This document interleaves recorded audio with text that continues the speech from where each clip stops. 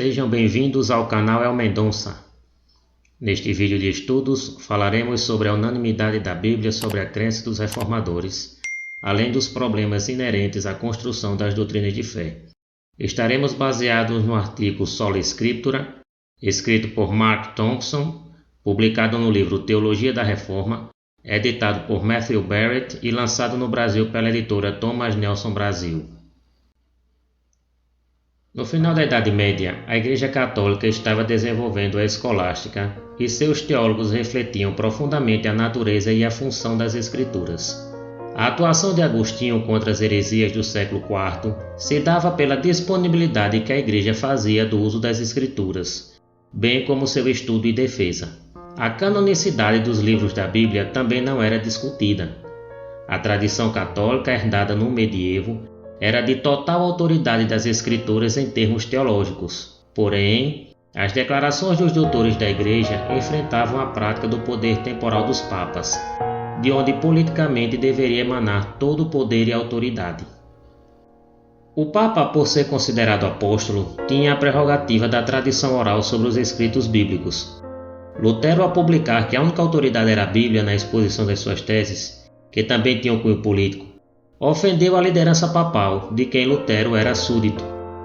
Lutero era cria da Igreja Católica, e a sua defesa ao uso bíblico, bem como a autoridade das Escrituras, era seu meio ambiente. O problema não estava na relação entre Igreja e Bíblia, mas na relação entre papado e Bíblia. No entanto, no debate entre Lutero e o cardeal Tommaso de Vil, ou o cardeal Caetano, o que estava em disputa era o entendimento de dois teólogos sobre as posições que Lutero expôs nas teses. A Bíblia estava em discussão, sendo que Lutero acreditava que sua interpretação era correta naquilo que ele julgava não ser ensino bíblico, mas que era defendido e ensinado pela Igreja. Lutero, ao ser ameaçado de excomunhão pelo Papa Leão X, utilizou o termo somente a Escritura no folheto, uma afirmação de todos os artigos, de 1520, afirmando de que não interpretava a Bíblia mediante seu próprio espírito ou de qualquer homem. Na disputa com Zwinglio em Marburgo, em 1529, a declaração de Jesus, isto é o meu corpo, em Mateus capítulo 26, versículo 26, foi utilizada por Lutero como sendo sola Escritura, pois ele defendia que a Santa Ceia é o corpo literal de Cristo na comunhão. Ora, Zwinglio fará o mesmo uso de sola Scriptura para o negar. Lutero não discriminava as interpretações dos pais da Igreja ou de alguns concílios por ele julgados como corretos. Também não renegava o raciocínio crítico, mas o que era aceito por ele deveria ser aceito por todos os ditos luteranos.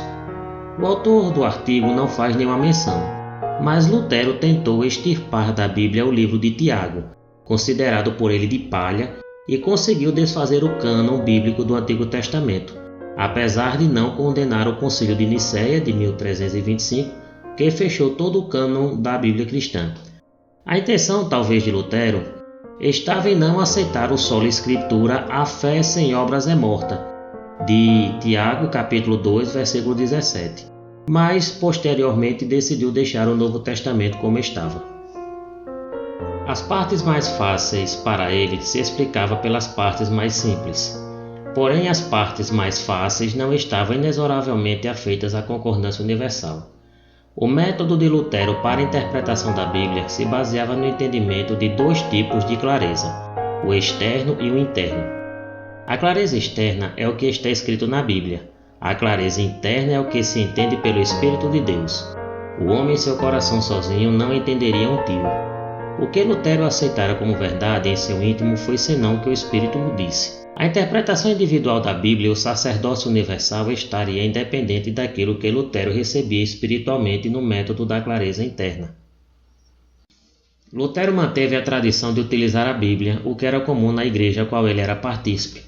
O catolicismo não anulava o uso da Bíblia nem a desconsiderava em seus documentos.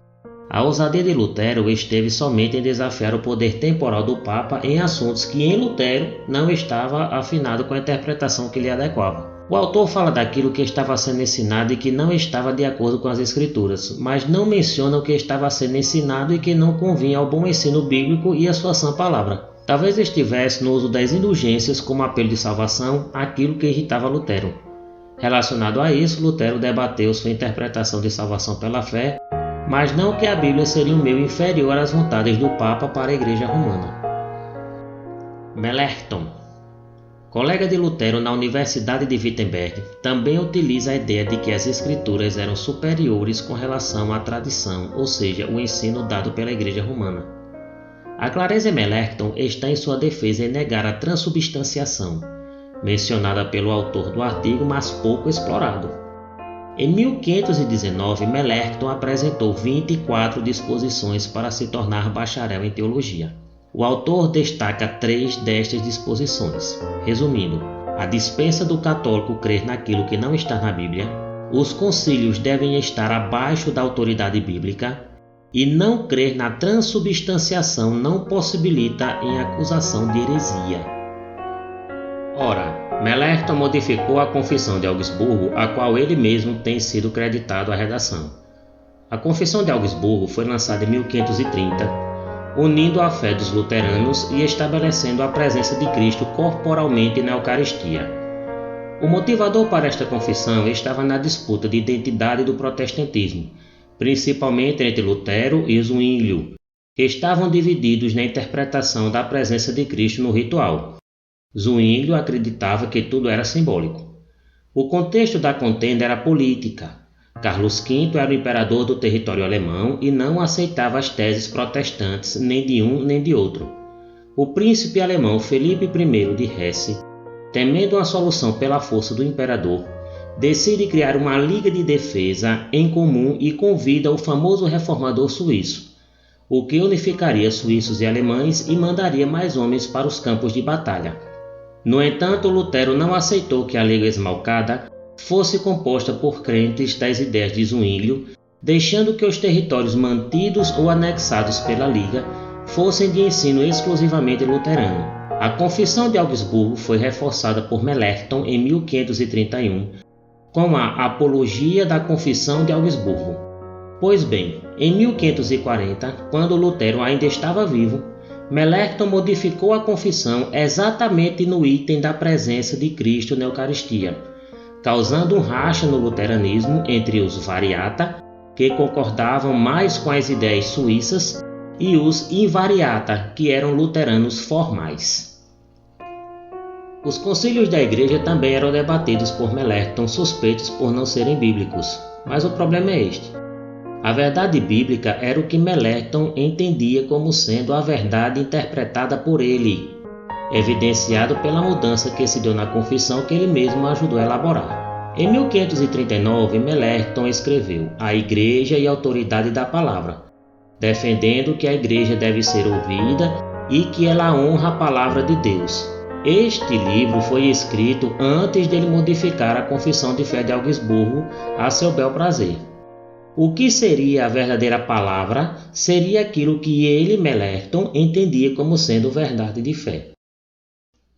Ulrico Zwinglio dizia que a clareza das Escrituras estava na iluminação por Deus.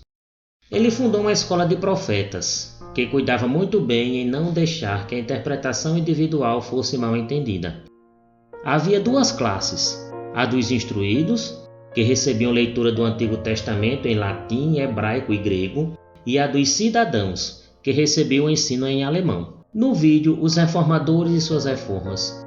Neste canal, analisamos o artigo de Carl Trueman e Eugene King, que faziam exposição da Suíça nos tempos da Reforma. A Suíça era um país formado por cidades confederadas e estas cidades eram dominadas por conselhos de cidadãos. Pois bem, eram os conselhos que determinavam a crença dos indivíduos e não havia liberdade religiosa. A cidade de Berna, por exemplo. Berna proibiu o ensino da dupla predestinação calvinista devido à atuação de um missionário luterano, Jerome Bolsec. E quem proibiu foi o conselho da cidade, interferindo no cidadão comum. O Consensus Tigurinus de 1549, elaborado por Calvino e Bullinger, afastava por meio de confissão de fé a influência luterana das terras suíças. Os reformadores acreditavam na autoridade bíblica mas também de quem oferecia a correta crença. Erich Bullinger, pastor em Zurique, também defendeu a palavra de Deus como sendo testificadora da doutrina e do ensino dos apóstolos. A análise crítica já estava sendo formalizada, atentando para o contexto e o gênero dos textos bíblicos. A leitura pastoral e piedosa da Bíblia era considerada útil para os iletrados que não sabiam ter clareza dos textos. Esta tese desafiava o método de Lutero de clareza interior pelo Espírito e de Zwinglio, que também acreditava na iluminação, mas não dispensava um ensino dividido entre letrados versados em grego, latim e hebraico e cidadãos comuns de língua alemã. João Calvino, teólogo influente da Reforma, declarava que a autoridade das Escrituras era intrínseca à natureza da Palavra de Deus, e que o homem deveria conhecer Deus de modo inato, pois todas as civilizações são imbuídas de religião. O tema mais alusivo em Calvino está na definição do que seria a verdade. O entendimento da Bíblia está de acordo com o Espírito, mas com ressalvas. Os anabatistas falam do Espírito como sendo iluminação na mente e pode fazer práticas extrabíblicas. O mesmo faz o catolicismo apoiado na Cátedra de São Pedro. Para Calvino, todas as disposições devem estar adequadas ao ensino bíblico e nada deve estar indiferente a esta verdade. O que destacou-se em Calvino é a potencialidade do homem conhecer a Deus utilizando apenas a Bíblia. Thomas Cranmer foi o escolhido para ser o redator dos artigos de fé da Igreja Nacional da Inglaterra. Era arcebispo católico, o que supunha que houvesse compromisso com os ditames que o fizeram ascender a este cargo, mas depois se torna anglicano sob o reinado absolutista de Henrique VIII. Para Cranmer, a Bíblia em seu ensino estaria blindada contra qualquer intervenção do rei ou da Igreja. Tudo deveria estar de acordo com as Escrituras. A leitura da Bíblia era incentivada, principalmente no livro de orações comum e suas mensagens bíblicas diárias. Porém, caso algum crente lesse e não entendesse, não havia em Cranmer o uso da iluminação, tal qual em Zwinglio, mas aconselha a inquirir outros que a conhecem. Em outras palavras, procurar o magistério da Igreja Anglicana.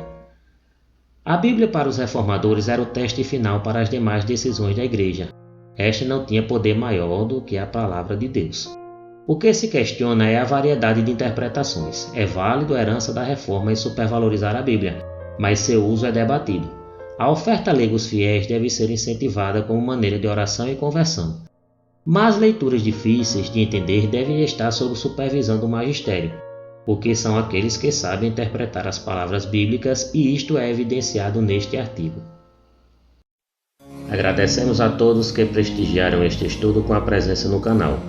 Pedimos que participem apoiando com a inscrição. Este canal é dedicado à cultura em geral e estudos. Que Deus esteja conosco.